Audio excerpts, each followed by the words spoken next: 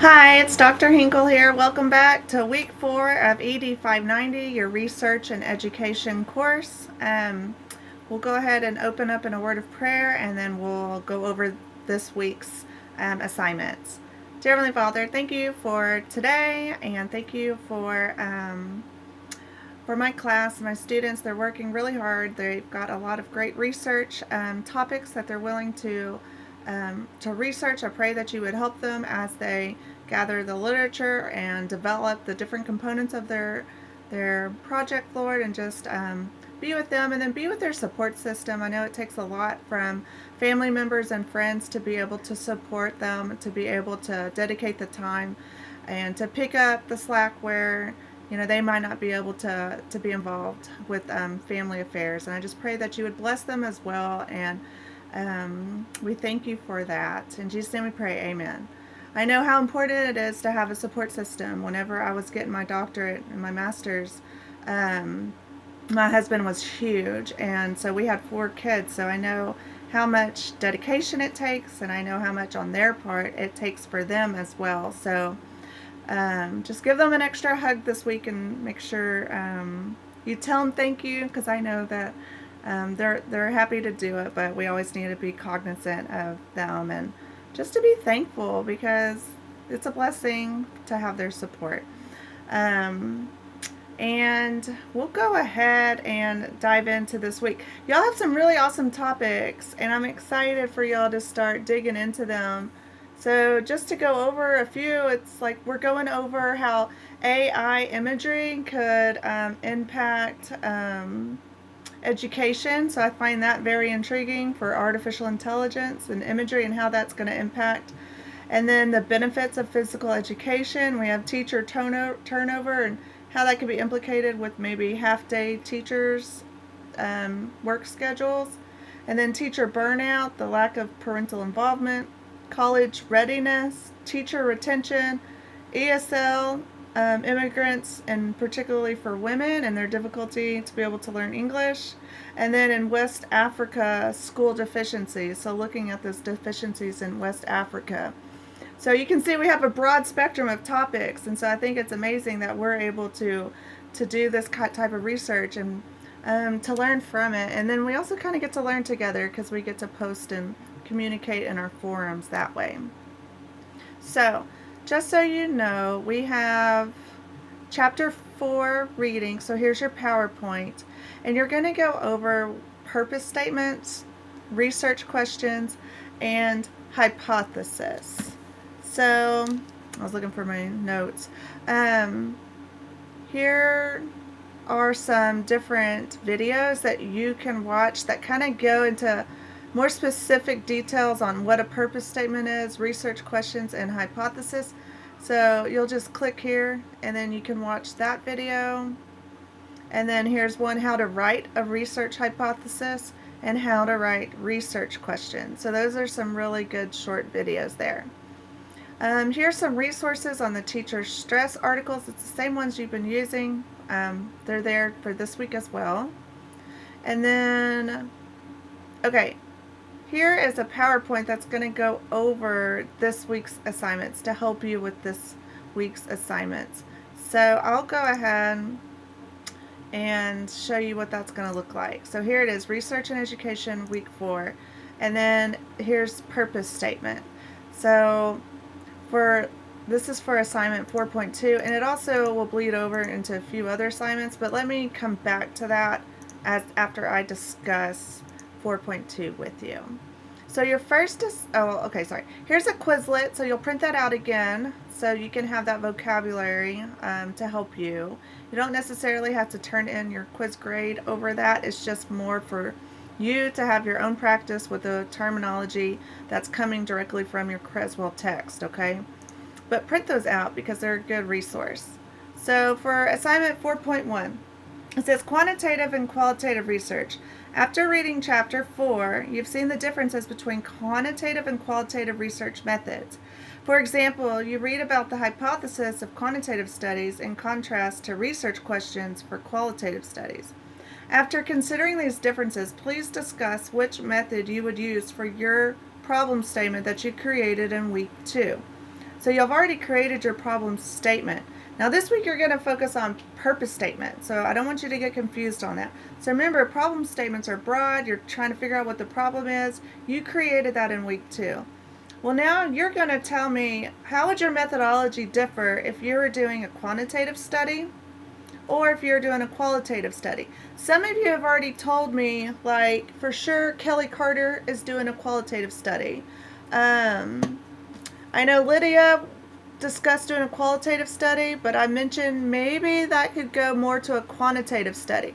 Now remember, if you choose to do quantitative, you're not running the numbers and going and doing SPSS and all of those type of things this course. So don't get intimidated by quantitative if you're not sure how to crunch the numbers and to do that, because you're not doing that this course. But if your data and your research that you're looking at would be better suited for quantitative, then go quantitative, because you're going to get a better research product at the end, okay? So you're going to decide on that. You need to be able to decide specifically, if you haven't done that already, if you're doing quantitative or qualitative, period. Let's figure that out. Let's nail that down, okay? It's super important, because that's going to determine how you're going to write your problem statement. It's going to determine how you write your research questions. It's going to determine how you, or if you write a hypothesis. So it's really important that you nail that down.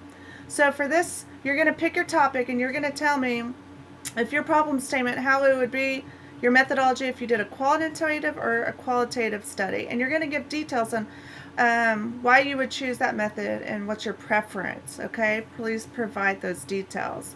So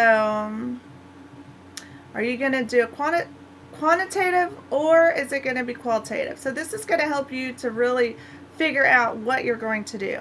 So for this particular assignment, I want you to write a 250 to 350 response. That's due Thursday. So you're just going to tell me, and I'm sorry if that was confusing, what methodology you're going to use for your research study based on your topic, okay? So just let us know with what you've decided. Then you're going to do that by Thursday, so then you have time to respond to 2 classmates by Sunday, okay? So you'll do your initial response, 250 to 350 words, and then you're going to respond to 2 of your classmates by Sunday, and that's only 50 to 100 words, okay? So this way we are all on the same page. We know exactly what type of study we're doing, what methodology, more importantly, we're doing, and then that's going to help guide you through the rest of the course. Okay, so for 4.2, you're going to actually practice writing a purpose statement, research questions, and hypothesis. So this will be due Sunday. Practice writing a purpose statement and research questions for the following situation. Write a directional hypothesis, a null hypothesis, and a non-directional hypothesis that would apply to this situation as well. So your study participants are 2 classrooms of 5th grade students in Powell, Tennessee. Your variables, you have an intervention, you're going to have a reader learners program, and then your outcome is the reading achievement scores. So those are the variables. So that's going to help you write your research questions because you have variables. Then your control is that Classroom B does not participate in the reader learners program. Classroom A does. So you're going to see how those differ from each other, their results, okay, based on getting what intervention they received or didn't receive. And so your type of study is quantitative, of course, and you're going to do a comparative type of study. So you're going to have to look and see, what is a quantitative comparative study. Use APA formatting, and here's exactly how you'll be graded on that. So I want to go back to that PowerPoint and go over how to write these. Okay, so for lesson 4.2. So here, why don't I just go to slideshow. And from beginning. Okay. So purpose statements. They are located usually at the purpose of the study sections of a research proposal. You'll formally write yours in week 10, I believe. So the purpose statement is used to address the problem of the study. So remember, I think in week 2, you wrote the problem. What's your problem statement? Now you're narrowing that down and you're going to have the purpose, okay? So you're going to think, we have a problem. That's the first thing we realize. Now, what are we going to do about it? First, so you identify the problem. You've done that. Now you're going to create a solution. This is the whole purpose to drive your study, okay? So that's what the purpose statement is. It's going to drive your whole study. It advances the overall direction or focus of the study. So researchers state the purpose statement in one or more sentences. So it's not like a whole page, okay? It's short and sweet. It's used in both quantitative and qualitative studies. And it will begin with words like, the purpose of this study is, and then you fill out the rest, okay? So here's two examples. So quantitative example, the purpose of this study, do you see how it started that way? Is to examine the relationship between the use of internet communication between teachers and parents in a Midwestern school district and student achievement on test scores in high school social studies. So your variables are in there. It's very specific about what this study is doing. Okay, sorry. Qualitative example. The purpose of this study is to explore parent stories regarding internet communications with teachers and their students in one or more Midwestern school districts. Okay, so do you see how that's more open-ended? They're exploring it in the qualitative example.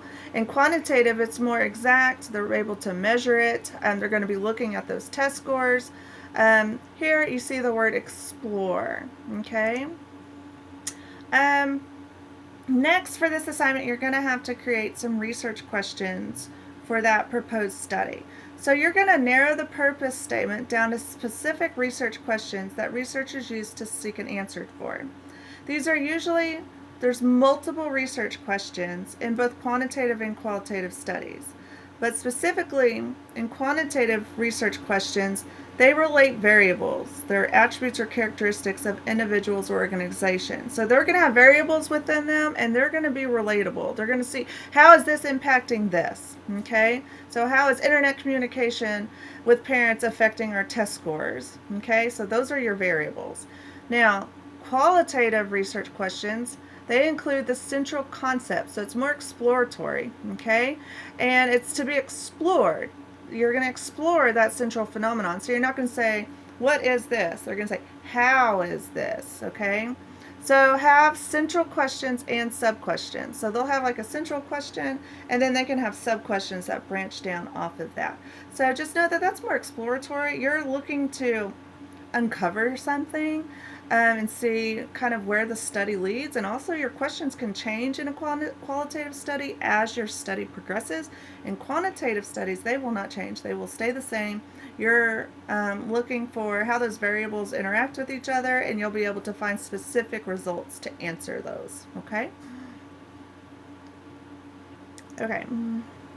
So here's some examples. So to kind of help drive it home, it says, quantitative example. Do parent-teacher internet communications affect student performance in the classroom? Do you see how it's very specific? You're looking at the parents with the students and how they communicate. Is that going to help affect their academic achievement? Okay.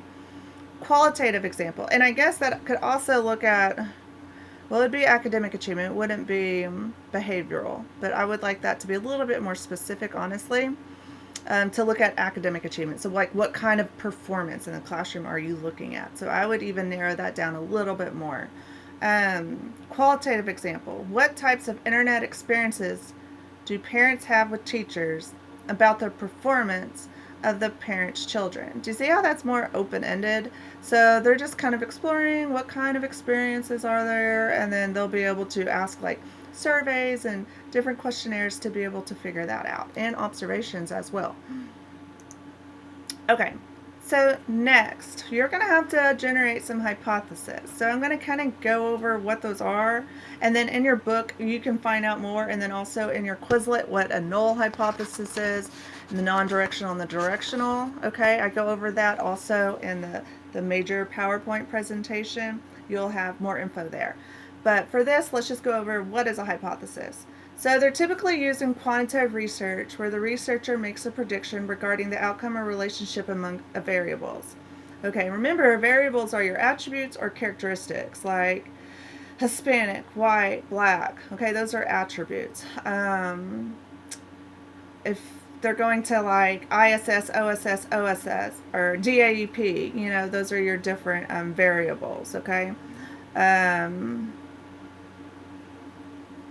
different like socioeconomic statuses. So like any categories like that, okay?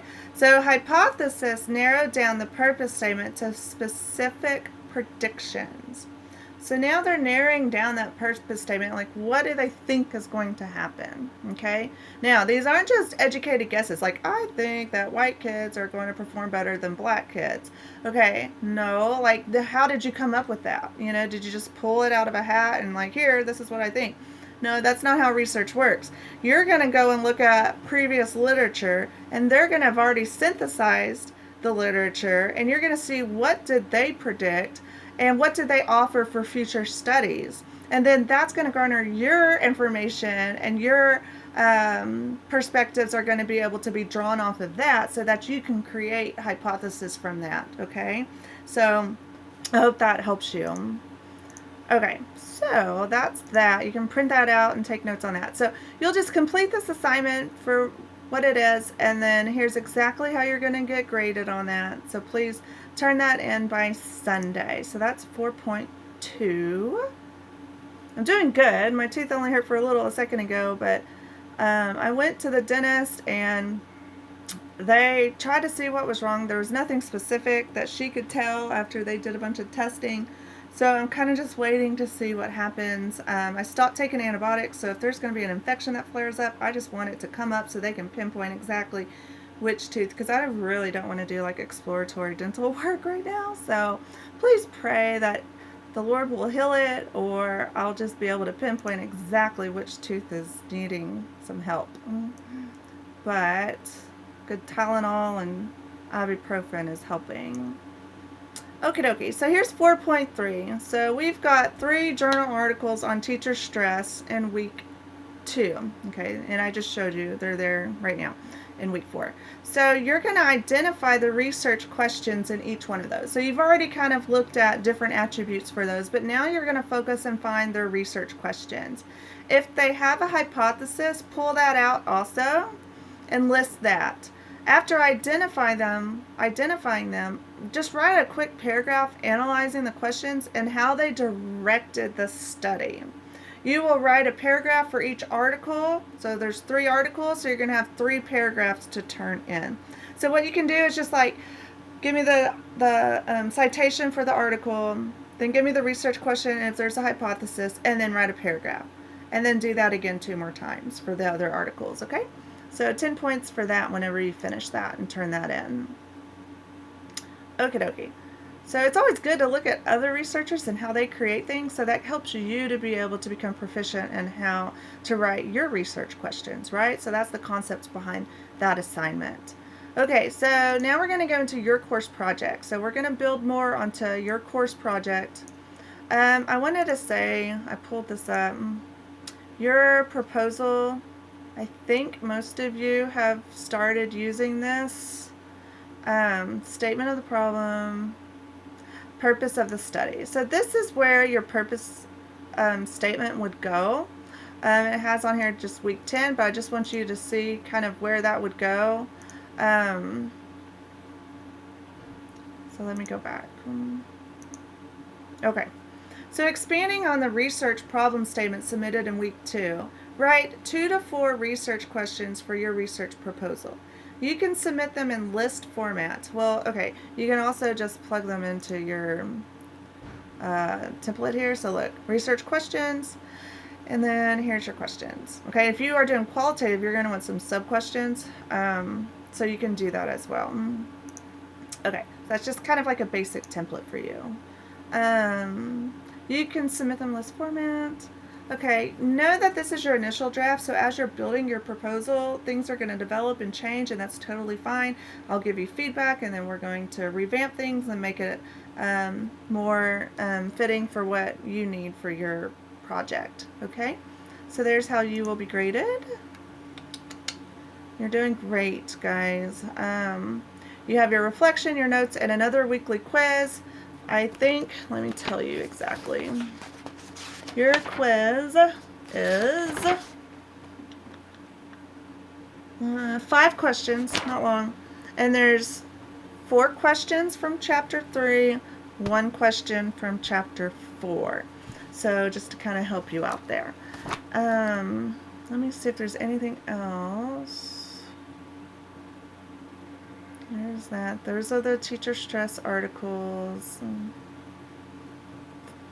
PowerPoint. And then here's the lecture to go over chapter 4 in detail. I know it can be kind of dry, but just know it's literally taken exactly from the textbook. You can take notes on there, and it's very helpful for you to help kind of synthesize all the information you're learning from your textbook. Okay, well, if y'all have any questions, please don't hesitate to send me a message. Now, I do have to apologize. See this right here? I'm really bad about getting on here and checking this. So I think I've already responded to this one.